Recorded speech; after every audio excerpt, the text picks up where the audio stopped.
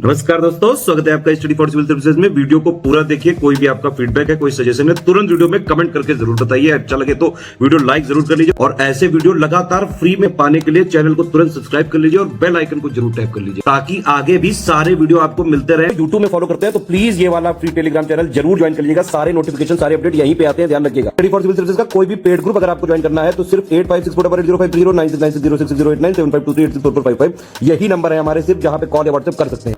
Instagram पे हमारा page जरूर फॉलो कर लीजिएगा, स्टडी फॉर सिविल .सर्विसेज है। ट्विटर पे हमको जरूर फॉलो कर लीजिएगा, @स्टडी फॉर सिविल्स है। सारे क्वेश्चन अटेम्प्ट करिए और स्कोर अपना तुरंत कमेंट करके बताइए। शिक्षा अधिकारी के प्रीलिम्स एग्जामिनेशन के लिए मॉक टेस्ट की हमारी श्रृंखला में ये टेस्ट नंबर 5 है। सामान्य हिंदी के 60 प्रश्नों को हम देखने वाले हैं, तो आइए बिना देर किए शुरू करते हैं।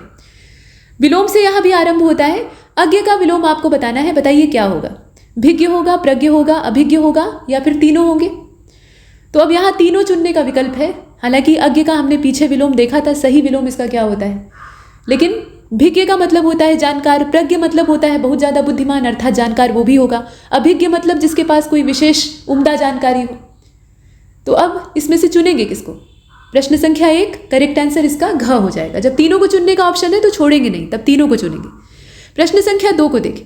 यहाँ विलोम युग्मों में से गलत की तलाश करनी है। अथ का विलोम है इति, उन्मीलन का है अवमीलन, अंतरंग का बहिरंग और उपेक्षा का अपेक्षा। बताइए कि इसमें से गलत कौन सा है।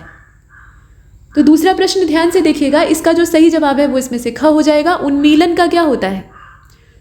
उन्मीलन का सही विलोम क्या होता है, निमीलन होता है, और यहाँ दिया हुआ है अवमीलन जो कि गलत है।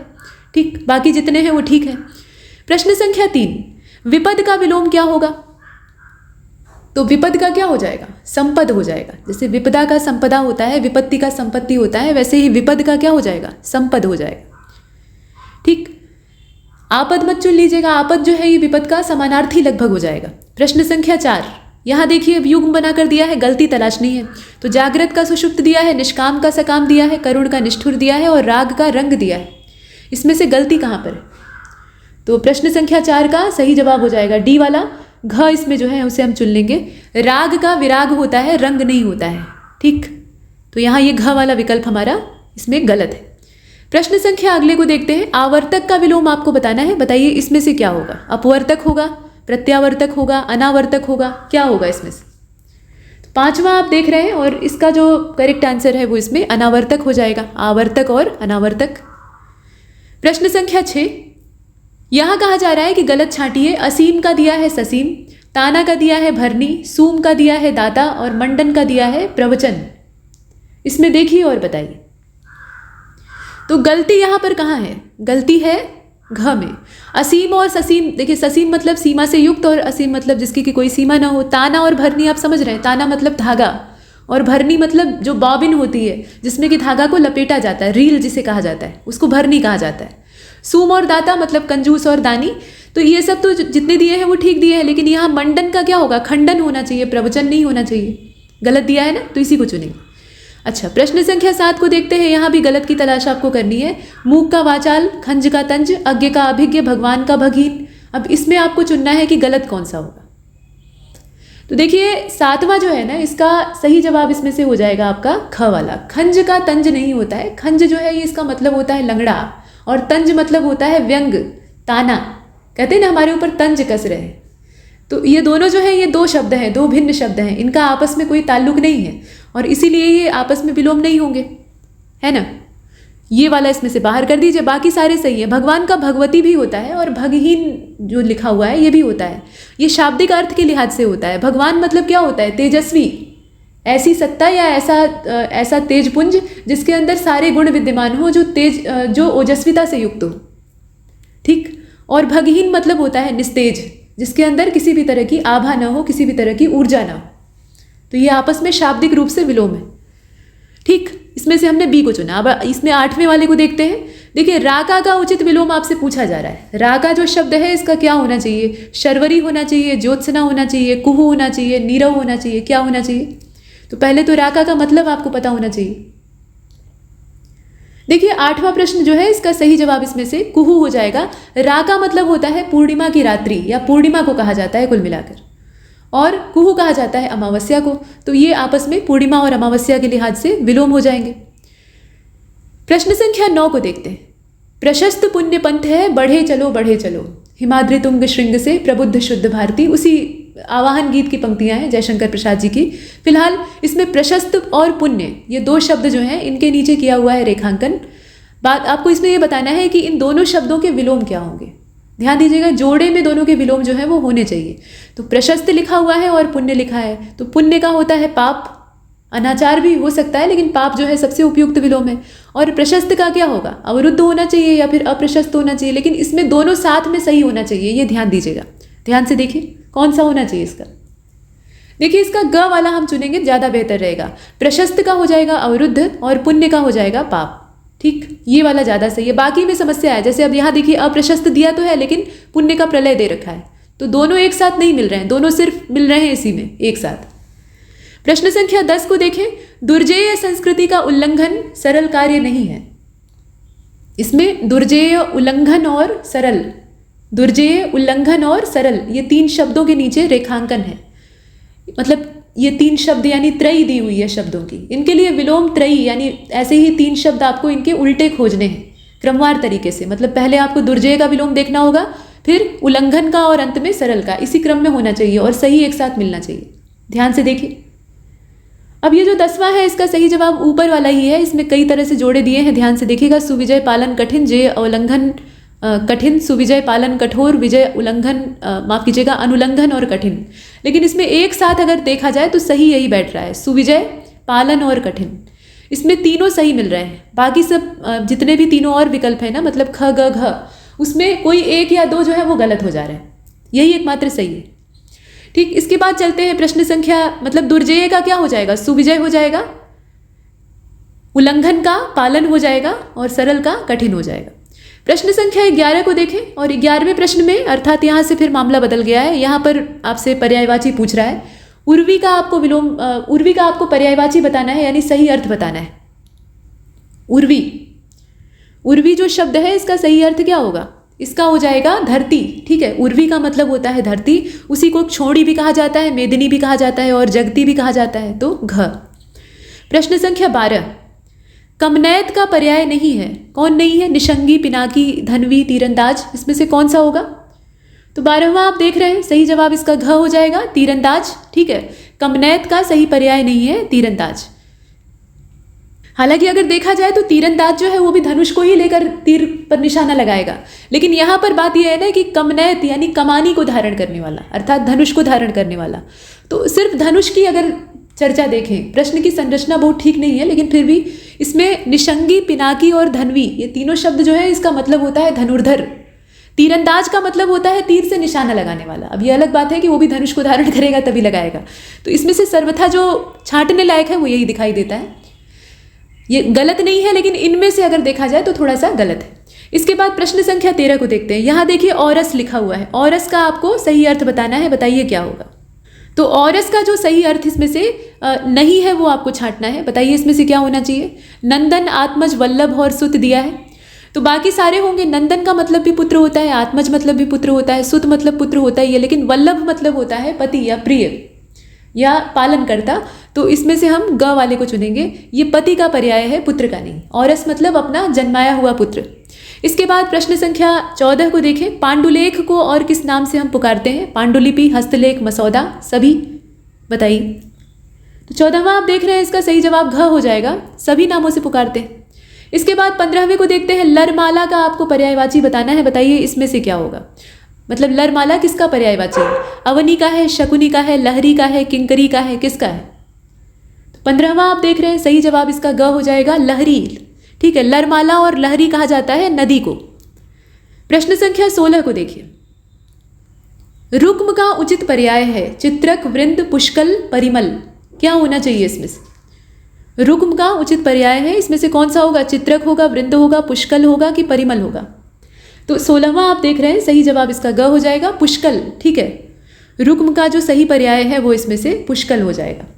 इसके बाद आगे चलते हैं। रुक्म और पुष्कल किसको कहा जाता है, मूल रूप से ये स्वर्ण के लिए इस्तेमाल होने वाले शब्द हैं।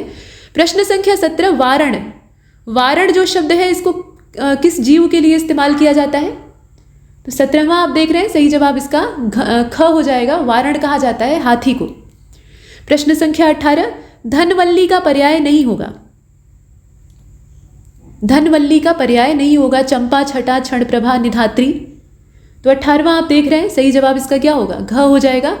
देखिए धनवल्ली, क्षणप्रभा, छटा और चंपा ये सब जो आकाशीय बिजली होती है उसको कहा जाता है, लेकिन निधात्री जो है ये आकाशीय विद्युत के लिए इस्तेमाल होने वाला शब्द नहीं है। ठीक है, आगे चलते हैं। निधात्री किसका पर्यायवाची है? ये माता सरस्वती का पर्याय है।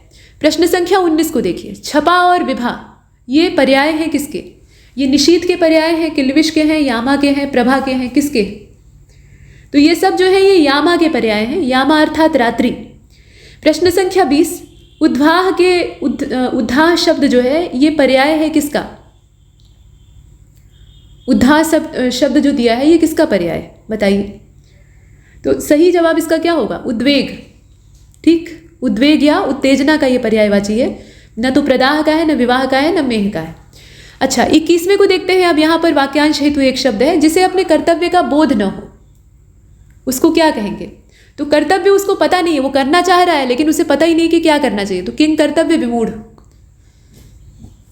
ठीक है, मतलब कर्तव्य के ज्ञान होने के मामले में मूर्ख है। आत्मा और परमात्मा के संबंध पर विश्वास रखने वाला जो व्यक्ति होता है या ऐसी जो विश्वास की एक विचारधारा होती है उसको क्या कहा जाता है? आत्मिक कहा जाता है, आध्यात्मिक कहा जाता है, अनावर्त कहा जाता है, आस्तिक कहा जाता है, क्या कहते हैं? तो ऐसे को कहते हैं आध्यात्मिक। ठीक है। प्रश्न संख्या 23। निस्पृह का शाब्दिक अर्थ क्या है? इच्छा विहीन, इच्छाओं का दमन करने वाला, मन को मारने वाला या स्पृहा से युक्त? तो 23वां आप देख रहे हैं, सही जवाब इसका क हो जाएगा। इच्छा विहीन, जिसके अंदर कोई भी स्पृहा नहीं है। यहाँ स्पृहा से मुक्त अगर दिया होता ना तो उसी को चुनते, लेकिन ऐसा दिया नहीं है, युक्त दिया है। इसके बाद प्रश्न संख्या 24। जो किसी से लगाव न रखे, क्या कहा जाएगा? तो जो किसी से लगाव न रखे वो निर्लिप्त होता है। ठीक है, किसी में लिप्त नहीं है। नवी का मतलब क्या होता है? नवी ये शब्द है, इसका मतलब क्या होता है? दुधमुहे बछड़े को बांधने वाली रस्सी। ये नई नवेली बहू से नहीं तात्पर्य होता है। ठीक है, जो दुधमुहा बछड़ा होता है वो तुरंत दूध पीने के लिए उतारू हो जाता है और ज़्यादा पीकर बीमार हो जाता है, तो उसको जो ग्वाला होता है ना वो थोड़ी देर के लिए अलग कर देता है, बांध के उसको कंट्रोल में करता है। तो ये छोटी सी रस्सी होती है। इसके बाद देखिए प्रश्न संख्या 26 को। यहाँ पर है प्रत्युत्पन्न मति का मतलब आपको बताना है। तो उत्तर सही प्रकार से देने की क्षमता, तत्काल विचार कर जवाब देने का कौशल, नई नई युक्तियां सोचने वाला, पुनः उत्पन्न विचार, इसमें से कौन सा होगा? और 26 जो है इसका सही जवाब इसमें से हो जाएगा आपका। ध्यान से देख लीजिए, तत्काल विचार करके उत्तर देने का कौशल, और इसलिए हम चुनेंगे किसको? इसके ख वाले को। प्रश्न संख्या 27। मदिरा पीने का प्याला चषक कहा जाता है, चषक कहा जाता है, चश्म कहा जाता है, चषक कहा जाता है, क्या कहा जाता है? तो 27वां आप देख रहे हैं, सही जवाब इसका क हो जाएगा। चषक कहा जाता है, बीच में मूर्धन्य श होता है, ये आपको याद रखना है। प्रश्न संख्या 28। जो दोनों हाथों से कुशलतापूर्वक काम करता है उसको क्या कहेंगे? तो उसको हम क्या कहेंगे? सव्यसाची कहेंगे, है ना? न तो वाम हस्ती कहेंगे, न हस्तदक्ष कहेंगे। देखिए सव्य का मतलब होता है बायां, तो जो बाएं हाथ से काम कर सकता है वो दाहिने से सीधी बात है कर पाएगा, मतलब दोनों हाथों से कर सकता है, तो इसीलिए दोनों हाथों से सधे हुए व्यक्ति को सव्यसाची कहा जाता है। लेकिन उसका मूल कौशल बाएं हाथ में होता है, तो इसका 28वें का हो जाएगा सी वाला। प्रश्न संख्या 29। तैर कर पार होने की इच्छा को क्या कहेंगे? तितीर्षा। तैर कर पार होने की इच्छा को तितीर्षा कहा जाता है। ठीक, तो ये आपने देख लिया है। अच्छा, इसके बाद 30वें नंबर के प्रश्न को देखिएगा। इसमें आपसे शब्द देकर वाक्यांश पूछा जा रहा है। कहा जा रहा है कि अधमर्ण कौन है? अधमर्ण जो शब्द है ये किसके लिए इस्तेमाल होता है? तो ये शब्द जो है ना ये इस्तेमाल होता है ऋण चुकता करने में। जो असमर्थ व्यक्ति है, मतलब कर्जा लिया है लेकिन चुकाने में असमर्थ हो गया है। ऋण लेने वाले व्यक्ति को नहीं कहेंगे, उसे तो ऋणी कहा जाएगा, लेकिन ऋण चुकाने में असमर्थ हो गया है तो उसको दिवालिया या अधमर्ण कहा जाता है। ये शब्द इस्तेमाल कीजिएगा। प्रश्न संख्या 31 को देखते हैं। अब यहाँ से विशेषण आरंभ होता है। दोनों जो शब्द है ये कैसा शब्द है? मतलब विशेषण तो है ही है, लेकिन किस प्रकार का है? समुदायवाचक है, आवृत्तिवाचक है, गणनावाचक है, कैसा है? तो 31वें को ध्यानपूर्वक देखिए। करेक्ट आंसर इसका क हो जाएगा। समुदायवाचक विशेषण है, यहाँ समुदाय का बोध हो रहा है। प्रश्न संख्या 32। कौन सा शब्द विशेषण नहीं है? कुटिलता, जटिलता, कौटिल्य और कुरूपता। इसमें आप देखिए और बताइए। प्रश्न संख्या 32, सही जवाब इसका क्या होगा? कौटिल्य। कौटिल्य जो है ये संज्ञा शब्द है, लेकिन कौटिल्य के अलावा बाकी जो शब्द हैं उनको भी देख लीजिए। कुटिलता, कुरूपता, जटिलता, ये सारे शब्द भी क्या हैं? ये भी तो विशेषण नहीं है, ये संज्ञाएं हैं। ये सभी स्त्रीलिंग हैं और संज्ञाएं हैं, तो इसमें चारों ही संज्ञा शब्द हैं, कोई भी विशेषण नहीं। इसके बाद प्रश्न संख्या 33 को देखते हैं। कौन सा विशेषण नहीं है बताना है आपको। तो आंतरिक लिखा है, अंतर लिखा है, आग्नेय लिखा है और अधिकारी लिखा हुआ है। इसमें से कौन सा आप चुनेंगे। 33वां आप देख रहे हैं और 33वें का जो सही जवाब है वो इसमें ख हो जाएगा, अंतर। ये विशेषण नहीं है। प्रश्न संख्या 34, कौन से वाक्य में विशेषण इस्तेमाल हुआ है, इसमें से आपको चुनना है। तो राम श्याम भाई हैं, राम ने माँ से भोजन और पानी मांगा, माँ ने खाने में रोटी और सब्जी परोसी, राम ने रोटी खाई सब्जी छोड़ दी। ये पूरा एक कहानी है। अब इसमें आपको जो 4 वाक्य हैं उसमें से विशेषण किस में इस्तेमाल हुआ है ये चुनना है। तो प्रश्न संख्या 34 को देखिएगा, इसका जो सही जवाब है वो इसमें डी हो जाएगा। राम ने रोटी खाई और सब्जी छोड़ दी, ये वाला जो इसमें दिया हुआ है ना, यही इसमें से एक ऐसा वाक्य है जिसमें कि विशेषण इस्तेमाल हुआ है। ठीक है, यहां विशेषण का प्रयोग हुआ है, बाकी जितने हैं उनमें विशेषण इस्तेमाल नहीं हुआ है। प्रश्न संख्या 35 को देखते हैं। परिमाणवाचक विशेषण है, कहां पर है बताइए। आंतरिक में, तेज में, 1 लीटर में, 101 में, किस में। परिमाणवाचक विशेषण किस में है। 35वें को ध्यान से देखिएगा। तो ये जो 35वां आप देख रहे हैं इसका सही जवाब इसमें से ग हो जाएगा। 1 लीटर, 1 लीटर जो है ये परिमाणवाचक विशेषण है, बाकी आंतरिक और तेज जो है ये गुणवाचक विशेषण है, और 101 जो आप देख रहे हैं ये संख्यावाचक विशेषण। प्रश्न संख्या 36 को देखते हैं जो कि यहाँ है। वह भीमकाय व्यक्ति दौड़ने लगा। इस वाक्य में विशेष क्या है, मतलब इस वाक्य में विशेष्य क्या है ये आपको बताना है, बताइए। तो 36वां आप देख रहे हैं, सही जवाब इसका क हो जाएगा, व्यक्ति। ठीक है, मतलब जिस शब्द की विशेषता विशेषण बता रहा है वही विशेष्य होगा, तो इसमें व्यक्ति जो शब्द है वही विशेष्य है और भीमकाय शब्द उसी की विशेषता बता रहा है। ठीक, तो यहाँ विशेष्य की पहचान हमने की। इसके बाद देखें समुदायवाचक विशेषण इसमें से कौन सा है। दोनों बहनें, प्रत्येक व्यक्ति, शताब्दी, या घ को चुनेंगे, क और ग दोनों वाला ऑप्शन। तो 37वां आप देख रहे हैं और 37वें का जो इसमें सही जवाब होगा, ध्यान से देख लीजिए पहले, वो इसका घ हो जाएगा। क और ग दोनों को चुनेंगे, दोनों बहनें और शताब्दी। 100 वर्षों का समूह है। जब समूह या समुदाय की बात होगी तो वहाँ पर समुदायवाचक विशेषण आएगा। तो शताब्दी जो है इसमें 100 साल का समूह होता है ना, तो ये समुदायवाचक में आएगा। और दोनों बहनें जो हैं ये भी आपका समुदायवाचक में आएगा, तो हम घ को चुनते हैं। प्रश्न संख्या 38 को देखते हैं। निशा का विशेषण रूप क्या है बताइए। तो नैश हो जाएगा, ये आपने कई बार पढ़ा होगा, निशा से संबंधित। और 39वें को देखते हैं। कोई जवान गोलियां नहीं चलाएगा, कोई जवान गोलियां नहीं चलाएगा। अब इसमें विशेषण क्या है ये आपको बताना है। तो इसमें अगर ध्यान से देखा जाए तो सार्वनामिक विशेषण का इस्तेमाल हुआ है। इसका जो ख वाला विकल्प है उसको हम चुनेंगे। इसमें कोई शब्द जो है ये जवान की ओर इशारा कर रहा है, संकेतवाचक सार्वनामिक विशेषण यहाँ काम कर रहा है। ठीक है, तो यहाँ सार्वनामिक विशेषण को हम चुन लेते हैं। ठीक, ख वाले विकल्प को चुना। इसके बाद प्रश्न संख्या 40 को देखें। विशेषण कौन सा नहीं है ये आपको पहचानना है। प्रव्य, सर्व, गर्व, क और ग दोनों। तो प्रव्य और गर्व ये दोनों संज्ञा है। प्रव्य का मतलब होता है सक्षम, ये भगवान शिव का भी पर्यायवाची है। सर्व और भव्य ये दोनों विशेषण है।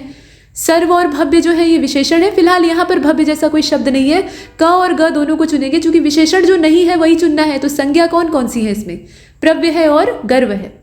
ठीक, तो इसीलिए हमने चुना क और ग दोनों। प्रश्न संख्या 41 को देखते हैं। बारात का तत्सम रूप क्या है। यहाँ से तद्भव तत्सम शुरू होता है। बारात का तत्सम रूप क्या होगा, वरयात्रा। देख रहे हैं ना। इसके बाद 42 को देखते हैं। तत्सम के लिहाज से शुद्ध शब्द कौन सा है। शाटिका, रस्सी, रैन, सरसों। तो तत्सम के दृष्टिकोण से अगर देखा जाए तो शाटिका ही एकमात्र जो शब्द दिखाई दे रहा है शुद्ध है। शाटिका मतलब क्या होता है, साड़ी। बाकी रैन मतलब रात्रि होता है, तो रैन जो है तद्भव शब्द है। सारे तद्भव हैं इसमें। बाकी इसके बाद तद्भव शब्द कौन सा है ये आपको पहचानना है 43वें में। तो लिखा हुआ है उलूक, ओझा, पुस्तक और मृतिका। सही शब्द क्या होगा, ओझा। ये आपका तद्भव शब्द है, इसका तत्सम होता है उपाध्याय। बाकी जितने हैं जैसे उलूक, पुस्तक और मृतिका मतलब मिट्टी, ये सारे क्या हैं, तत्सम रूप में दिए हुए हैं। प्रश्न संख्या 44, यहाँ जोड़ा बनाकर दिया हुआ है। दीमक का उपदीका लिखा है, इक्ष का ईख लिखा हुआ है। शब्दों को ध्यान से देखिएगा। अखरोट का अक्षरोट लिखा है। सभी सही है ऐसा कहा गया है। तो अब इसमें आपको बताना है। तो सभी तो नहीं सही है, ये ध्यान से देखने पे ही पता लग रहा है। तो सही क्या है इसमें का।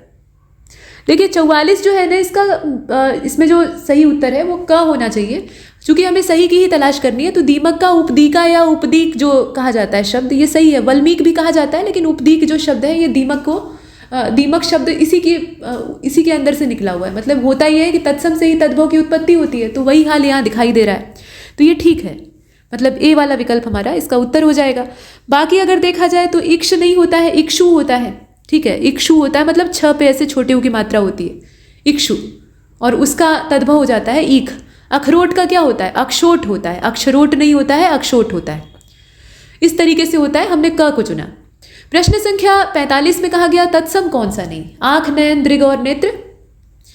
आंख, अक्षी इसका तत्सम होता है, ये तो तद्भव दिया हुआ है। अच्छा, इसके बाद अब जो 46वां है इसको देखते हैं। हुलास का तत्सम रूप क्या होगा? उल्लास। ठीक। प्रश्न संख्या 47, इसमें से कौन सा तद्भव शब्द है? पहचानिए और बताइए। मधुप दिया है, मधुकर दिया है, भ्रमर दिया है, भंवरा दिया है। तो अब इसमें से आप भी जानते हैं कि कौन सा तद्भव है। भंवरा जो है वो तद्भव है, बाकी जितने हैं वो तत्सम शब्द हैं। प्रश्न संख्या 48, विभीतकी। विभीतकी का तद्भव रूप है क्या? इसमें से है, आपको चुनकर बताना है। तो विभीषण लिखा है, विभीषिका लिखा है, बहेड़ा लिखा है, विभाजन लिखा है। तो एक प्रकार की आयुर्वेदिक औषधि होती है, वनस्पति होती है असल में बहेड़ा। इसके फलों को पीसकर औषधियाँ आयुर्वेद में तैयार की जाती हैं। तो विभीतकी इसी को कहा जाता है शुद्ध संस्कृत में। इसके बाद देखिए अगले वाले को, यानी 49वां। इसमें तद्भव आपको पहचानना है। तो दिनकर, दिवाकर, प्रभाकर और सूरज दिया हुआ है।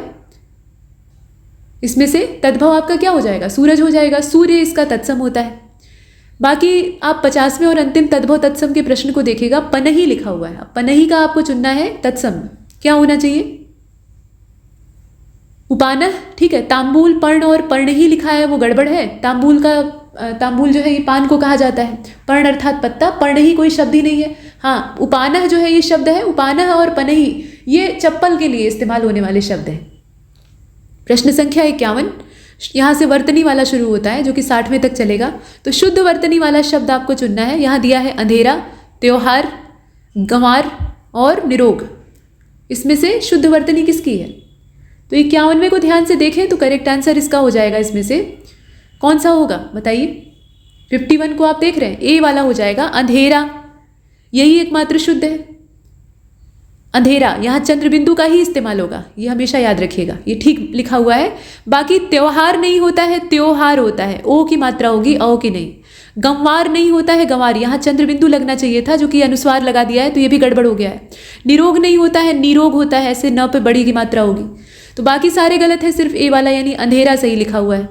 प्रश्न संख्या 52 को देखते हैं। यहाँ कौन से शब्द की वर्तनी गलत है ये आपको बताना है। आशीर्वाद लिखा है, अक्षौहिणी लिखा हुआ है, अहिल्या लिखा है और भिज्ञ लिखा है। इसमें से आपको चुनकर बताना है। 52, तो 52 जो आप देख रहे हैं इसका सही जवाब इसमें से ग हो जाएगा, अहिल्या। ये गलत लिखा हुआ है, आप भी जानते हैं। सही इसका तरीका क्या होता है? अहल्या होता है। इसमें कोई मात्रा ह पे नहीं लगेगी, अहल्या होता है। ठीक। इसके बाद आगे बढ़ते हैं। यहाँ देखिए 53वें को। इसमें कौन सा शब्द शुद्ध लिखा हुआ है? लिखा हुआ है हनुमान, नीचे न के साथ हलंत लगा हुआ है। विधिवत में त के साथ लगा है, अकस्मात में त के साथ लगा है। मतलब ये सारे ही हलंत के साथ लिखे गए शब्द हैं। हलंत कब लगता है? हलंत तब लगता है जब किसी भी वर्ण का पूर्ण उच्चारण हम नहीं करते हैं, हल्का उच्चारण करते हैं। तो अब बताइए इसमें शुद्धि कहाँ पर है? 53 करेक्ट आंसर इसका घ हो जाएगा। ये सारे ही ठीक लिखे हुए हैं। ठीक है, मतलब वर्तनी के दृष्टिकोण से वैसे तो हम लोग इन्हें बिना हलंत के ही लिख देते हैं, लेकिन कायदे से इनके अंदर हलंत होना चाहिए। तो सभी अर्थात जितने हैं सभी सही है। प्रश्न संख्या 54 को देखते हैं। तत्मय, तत्मय लिखा हुआ है और इसका शुद्ध रूप आपको बताना है। इसमें से कौन सा होगा? 54, 54 तन्मय होता है, तत्मय नहीं होता है। हाँ, ये ठीक बात है कि तत् और मय दो शब्दों को जोड़कर ये बना हुआ है, लेकिन जब जोड़ते हैं, जब संधि करते हैं तो ये तन्मय के रूप में लिखा जाता है। व्यंजन संधि के नियम यहाँ काम करते हैं। इसके बाद 55वें प्रश्न को देखिएगा। यहाँ कहा जा रहा है कि कौन सा शब्द गलत है? भस्मीभूत, मनज्ञ, क्षुधा, अज्ञान। बताएं। तो 55 को आप देख रहे हैं और इसका जो सही जवाब है वो इसमें ख हो जाएगा। मनज्ञ जो लिखा हुआ है वो गलत है, मनोज्ञ होता है। न पे बड़े ये ओ की मात्रा होती है, मनोज्ञ लिखा जाता है। बाकी जितने हैं ठीक। इसके बाद देखिए अगले वाले को, यानी 56। यहाँ पर शुद्ध वाक्य का चयन आपको करना है। वेदों के 6 अंग माने जाते हैं। क्या तुम दिल्ली जा रहे हो? खड़ी पाई। श्री कृष्ण के अनेक नाम हैं, सभी शुद्ध हैं। बताइए इसमें शुद्धि कहाँ पर है? तो एकमात्र इसका जो क वाला है वही ठीक है। बाकी अगर आप देखें क्या तुम दिल्ली जा रहे हो, तो यहाँ पर प्रश्नवाचक चिन्ह होना चाहिए था, जो कि नहीं लगा है। श्री कृष्ण के अनेक नाम हैं, अब इसमें क्या गड़बड़ है बताइए, इसमें क्या गड़बड़ हो सकती है? तो यहाँ पर अगर देखा जाए, देखिए 56 में लिखा हुआ है श्री कृष्ण का अनेक नाम है, यहाँ पर होना चाहिए था के, जो कि नहीं दिया है। तो इसमें यही वाला एकमात्र सही है, श्री कृष्ण के अनेक नाम है, यह वाक्य होगा। क्या तुम दिल्ली जा रहे हो, यहाँ प्रश्नवाचक चिन्ह होगा, तब जाकर ये दोनों वाक्य ठीक होते, जो कि नहीं है। तो इसमें से हमने ए को चुना। इसके बाद 57 की ओर चलते हैं। यहाँ अशुद्ध तलाशना है आपको। तो लिखा हुआ है अनेकों रूप है राधा रानी के, तुम आओ मैं जाऊं आपकी मनोकामना पूर्ण हो। बताइए, तो 57 जो आप देख रहे हैं ना, इसका अगर ध्यानपूर्वक देखा जाए तो करेक्ट आंसर घ होना चाहिए, क्योंकि सभी जो वाक्य दिए हुए हैं सब में कुछ न कुछ कमोबेश गड़बड़ है।